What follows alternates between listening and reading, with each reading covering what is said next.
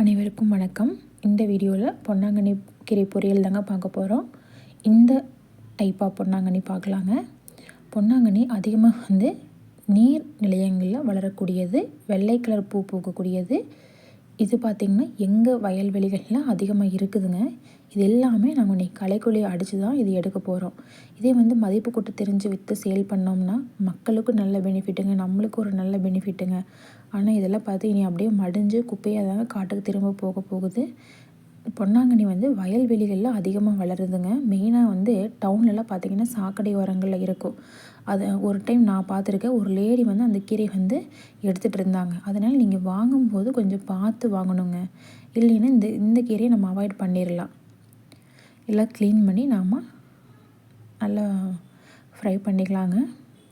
இதில் கடைசியாக நான் தேங்காய் பூ சேர்த்துட்டு அதுக்கப்புறம் கறிவேப்பிலை பொடி சேர்ப்பேங்க. ஏன்னா எங்கள் வீட்டில் நான் ரெடி பண்ணி வச்சுருக்கேன்.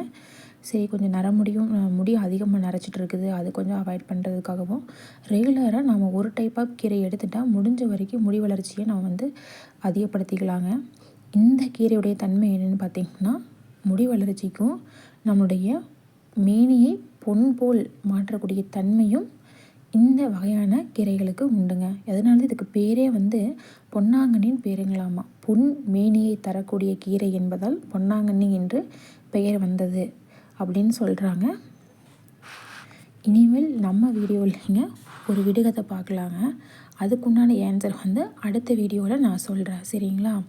ஏன்னா திரும்ப நம்ம பழைய காலத்துக்கே போயிடலாம். ஏன்னா அப்போல்லாம் நம்ம முன்னோர்கள் நைட்டு வீட்டில் உட்காந்துட்டுங்க இந்த மாதிரி விடுகதை சொல்லி அவங்களாம் இருந்திருக்கிறாங்க. ஏன்னா அப்போல்லாம் டிவி கிடையாதுங்கள்ல. அப்போ மைண்டு கொஞ்சம் யோசிக்க ஆரம்பிக்கும், சரிங்களா? இதை நம்ம ஃபாலோ பண்ணலாம். உள்ளே இருந்தால் ஓடித்திரியும், வெளியே வந்தால் விரைவில் மடியும், அது என்ன? இன்னொரு டைம் சொல்கிறேங்க. உள்ளே இருந்தால் ஓடித்திரியும், வெளியே வந்தால் விரைவில் மடியும், அது என்ன? இதுக்குண்டான பதில் ரொம்ப ஈஸி தாங்க. இது ஈஸியாக கண்டுபிடிச்சிடலாம். உங்களுக்கு தெரிஞ்சவங்க இதை எனக்கு கமெண்ட் பண்ணுங்கள். இதுக்குண்டான பதிலை நான் அடுத்த வீடியோவில் சொல்கிறேங்க. கீரைக்கு எப்பவுமே தேங்காய் எண்ணெய் ஊற்றி செய்யணுங்க. செஞ்சோம்னா ஒரு டேஸ்ட்டு தனி டேஸ்ட்டாக இருக்குங்க. இது நான் இளங்கீரையை நான் பொரிச்சிருந்தேன். உங்களுக்கு நம்ம சேனல் பிடிச்சிருந்தா லைக் பண்ணுங்கள், ஷேர் அண்ட் சப்ஸ்கிரைப் பண்ணுங்கள். பாய்.